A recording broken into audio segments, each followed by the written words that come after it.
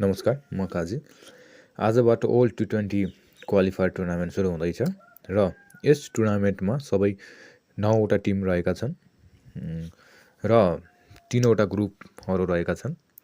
एउटा ग्रुपमा 3वटा टिम रहेका छन्।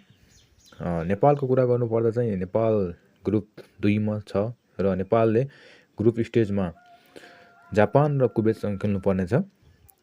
आज पहिलो खेल नेपाल र कुवेत बीच हुँदैछ।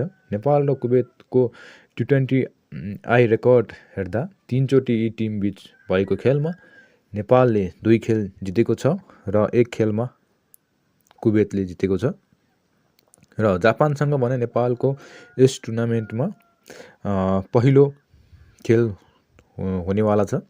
यसभन्दा अगाडि जापान र नेपाल बीच खेल भएका छैनन् अन्तर्राष्ट्रिय स्तरमा। त्यसैले हेरौँ के कस्तो हुन्छ जापान र नेपाल बीचको खेल। र कुवेत र नेपाल बीचको खेल पनि एकदमै रोचक हुनेवाला छ। 3वटा खेलमा कुवेतले एउटा खेल जितिसकेको छ भने पक्कै पनि खेल प्रतिस्पर्धाकै हुने जस्तो देखिन्छ। नेपाली टोलीले एकदमै मेहनतका साथ जानुपर्नेछ। नेपाली टोलीमा चाहिँ विशेष गरी कुशल भुर्तेल, दिपेन्द्र सिंह ऐली र रोहित पौडेलको ब्याटिङतर्फ एकदमै ठुलो भूमिका रहनेछ भन्ने मलाई विश्वास लाग्छ। र बलिङमा चाहिँ नन्दन यादव, सोमपाल कामी र सन्दीप लामिछाने त हाम्रा यिनी मेन बलर भइहाल्नुभयो र करण केसीलाई त हामीले छुटाउनै हुँदैन। मेन बिग म्याचको बिग प्लेयर भनेर चिन्छौँ हामी करण केसीलाई।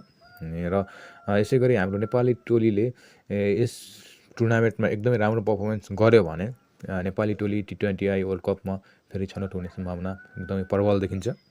र यस प्रतियोगिताका सम्पूर्ण खेलहरू ICC.TV बाट हेर्न सकिनेछ।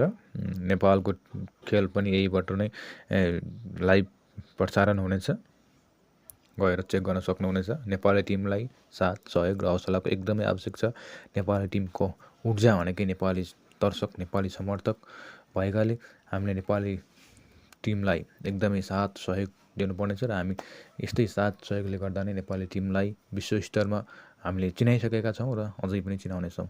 यति भन्दै यो भिडियोलाई यहीँ टुङ्ग्यौँ। बाँकी भिडियो यस नेपाल र कुवेत खेल पछाडिको रिभ्यू भिडियो हुनेछ।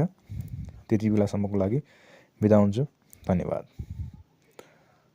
लाइक, कमेन्ट, सेयर र सब्सक्राइब गर्न नभुलिदिनु होला। जय नेपाल, जय क्रिकेट।